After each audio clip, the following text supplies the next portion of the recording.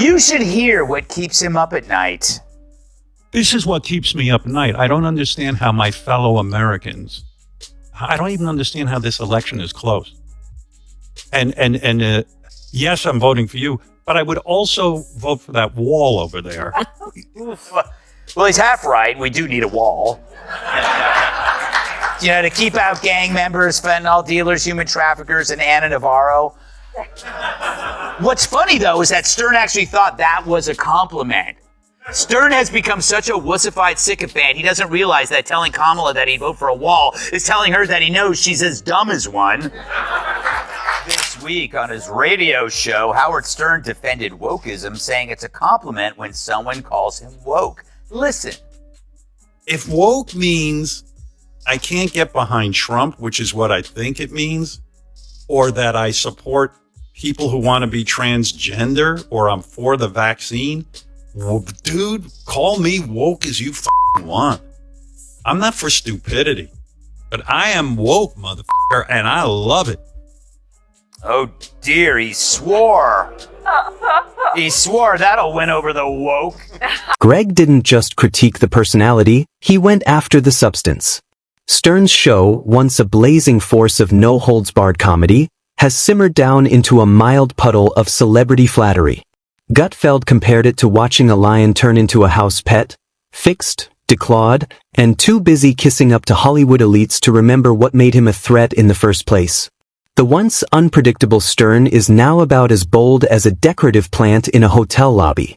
And the interviews? Greg gave a dismissive snort just thinking about them. What were once raw, uncensored talks that gave publicists anxiety have now become fluff pieces aimed at helping actors push sequels nobody asked for. Stern used to put guests in the hot seat. Now he's practically tucking them in and asking what candle scent helps them relax. Gutfeld quipped that if Stern got any more cuddly with his guests, the FCC might have to slap a PG rating on the show for being overly sweet. Then Greg focused on the double standards. The same guy who made his name ridiculing virtue signaling is now leading the moral parade. Gutfeld called it performative penance, Stern's ongoing effort to wipe away his wild past by swinging hard into exaggerated moral outrage. Greg joked that if Stern apologized one more time on air for something he said decades ago, the Library of Congress might need to open a whole wing just to store his public regrets. But Stern being holed up in his house that long, it explains a lot of things, like how you forget how other people live, especially in hard times like a pandemic. For the longest time, 2 years in fact, the same time Stern's been AWOL, I wondered where he went. Not physically, but mentally. I bet you did too. Remember his screeds about COVID? They were epic and angry and not... It wasn't just the material that shifted, it was the attitude. Gutfeld mocked the way Stern now presents himself, as if he's somehow above the very world he once thrived in. He noted that Stern's smug contempt for anyone who doesn't share his updated values reeks more of insecurity than insight.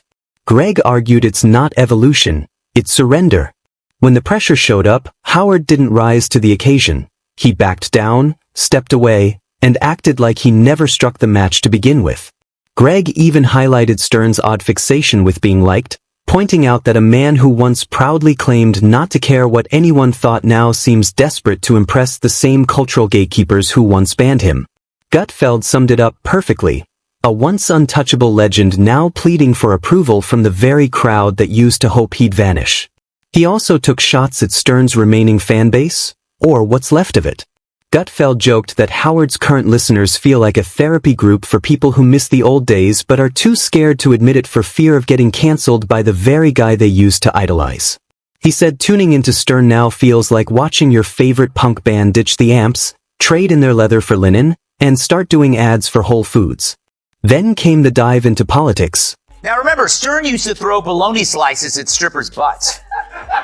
With accuracy, I might add. Now he's worried the possible leader of the free world can't handle his verbal foot rub. I wonder if he used to get this nervous for the strippers before he'd spank them on their bare asses with a dead fish. Once roasted every side without mercy now sounds like a mouthpiece for whatever outrage is trending on social media. Gutfeld said Stern didn't just choose a side. He handed over his thinking to Twitter and MSNBC, then wrapped it all in a smug layer of moral superiority that's choking out what's left of his credibility. Greg ranted about how ridiculous it is to see Howard scolding people for saying things he used to joke about daily. It's like a former bank robber turning into a mall security guard and lecturing teenagers on shoplifting. The irony stings because Stern didn't just sell out. He fully embraced the very system he used to tear apart. The rebellious spark is gone, replaced by a guy who sounds more like an HR rep than a shock jock. Then Greg went after Stern's Hollywood fixation. He mocked Stern's desperate need for approval from the elite circles he once mocked, laughing at the constant name-dropping, the over-the-top praise for A-listers, and how Stern now behaves like he's trying to earn an Oscar nod just by being in the same room. Greg said watching Stern fawn over celebrities now is like watching an ex-cage fighter perform ballet, graceful maybe, but mostly embarrassing. Here's my theory. Wokeism is a contagion. Stern got it from Jimmy Kimmel, his new best friend, and Kimmel got it from his wife, and his wife got it from where you get all infections, a toilet seat. Kat, I find that his definition of wokeism is very simplistic. I mean, it's like, it's not about COVID jab. Greg dug even deeper, questioning whether Stern ever truly believed in anything, or if the whole persona was just a performance from day one. Maybe he was never the bold truth-teller he claimed to be. Maybe he was simply a guy with a sharp sense for reading the crowd and figured out how to shock his way into the spotlight. And now, maybe he's reading a different crowd and playing a new part, this time as the polished, progressive guru who scolds the very rebellion he once championed.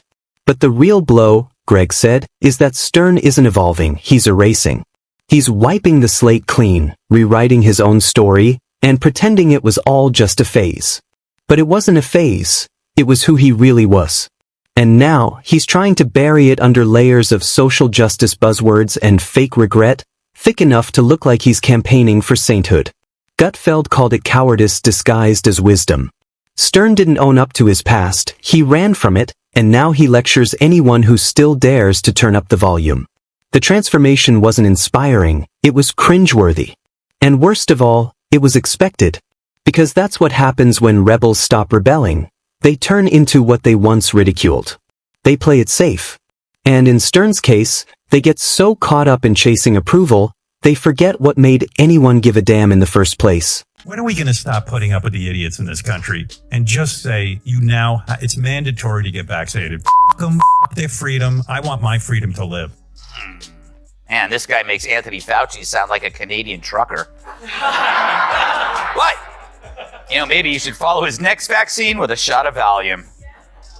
But it's weird. He went from ridiculing the man to becoming him. No longer embracing rebellion, he French kisses regulation. He went from mocking a radio executive who was a rigid by-the-book a-hole that he named Pig Vomit to being Pig Vomit himself. He went from Howard Stern. Greg leaned back with a grin. He hadn't just roasted Howard Stern. He'd peeled back the layers and exposed a man so obsessed with preserving his own legacy that he forgot how to live up to it. Stern used to be the trailblazer. Now he's the clipboard guy, checking names at the door. And the mic was still live. Gutfeld wasn't finished, not even close. With the audience still catching its breath, he rolled up his sleeves, ready to dig deeper. Because behind the sellout act and beyond the celebrity glow, Howard Stern had become something even sadder than irrelevant. He'd become predictable. And for a guy who built his empire on being the unpredictable wild card, predictability was the ultimate defeat. Greg zeroed in on that, saying Stern used to make people lean in because no one knew what bomb he'd drop next. But you can see it coming a mile away. Every segment, every opinion, every bootlicking Hollywood interview comes pre-packaged with the same dull script. Gutfeld joked you could set your watch by Stern's takes, each one a recycled version of the last 3 years of mainstream media fear-mongering, all delivered in a watered-down sermon about how we should all be better people, broadcast from a multi-million-dollar, soundproof studio padded with smug self-righteousness, manufactured guilt, and straight-up nonsense. It is incredibly brave to take this stance after you've made $300, $400 million not being woke. right? Loving Donald Trump, exploiting the mentally ill, wearing blackface. Look at the crop of woke comics, whether it's Stern or Jimmy Kimmel, his BFF, Sarah Silverman, Joy Behar, Michael Ian Black. What do they all have in common? They wore blackface. And then they went woke. It's not a chicken or egg thing there. You know what order it came. So I call this BFR. It's blackface reparations. There's nothing in Stern's previous career that could withstand this modern witch hunt. Then came the final blow, Stern's newfound obsession with fear. Greg dismantled that angle with laser focus. He said the same man who once thrived in chaos had now structured his entire life around avoiding even the slightest discomfort, germs, conflict, opposing viewpoints. They're all off limits. Gutfeld called it Howard Stern's fortress of fragility, a place where reality can't get in and criticism just bounces off the padded walls of his bunker. He joked that Stern used to laugh in the face of outrage. Now he might as well file a noise complaint if someone talks too loud. Greg went deep into the psychology of it. What once made Stern magnetic was his willingness to poke the beast, shake the cage, and dare the world to come after him. But now, Stern flinches before the door even creaks. He's not provoking anything. He's gently petting kittens in a cashmere robe, sipping room temperature tea, and calling it bravery. But the dinner isn't the story. It's what Howard said later on his radio show. Quote, I really had an exhausting weekend. Emotionally, physically. For the first time in 2 years, I ventured out of the house. Now, maybe he's exaggerating. We all do that. In fact, the more successful you get in media, the more exhausting, the easiest. The rebel who once sneered at conformity now clings to it like a security blanket. Then Greg turned his attention to the legacy Stern seems desperate to protect. The one he thinks he's preserving by dulling every edge, rebranding every moment of controversy, and acting like his past was just an awkward prelude to this so-called enlightened version of himself. Gutfeld chuckled and said, a real legacy isn't about scrubbing the past, it's about owning it. Stern isn't writing a new chapter, he's blacking out the old ones and pretending the words were never there. Greg compared it to a rock star who built his fame on smashing guitars, only to return decades later with an acoustic set and a lecture on sustainability. Sure, a few people clap, but deep down, everyone misses the volume, the risk, the raw truth. Gutfeld said Stern's biggest failure wasn't that he changed, it's that he pretended he didn't. And just when it seemed like Greg might ease up, he delivered the final blow. Stern isn't the king of all media anymore. He's the court jester for the mainstream elite. Still in costume, still performing, but now dancing for applause instead of drawing blood. And the saddest part? He doesn't even realize the difference. Greg Gutfeld just launched a ruthless takedown of Howard Stern that shattered every illusion. The once defiant king of shock radio has become a polished mouthpiece for Hollywood's ruling class, and Gutfeld isn't letting him off easy. With razor-sharp wit and unflinching honesty, he exposed Stern's watered-down persona, cringe-level pandering, and total transformation into the very thing he used to mock.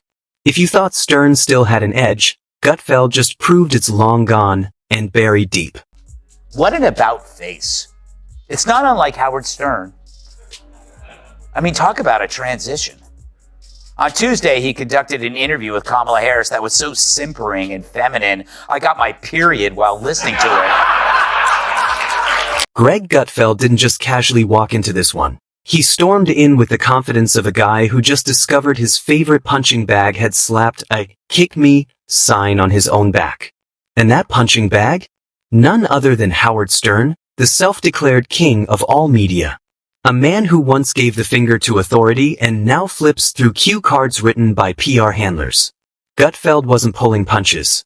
He came loaded, locked in, and with absolutely no interest in playing it safe. But that's how Stern can call snacking with celebs at a fancy restaurant exhausting. Exhausting.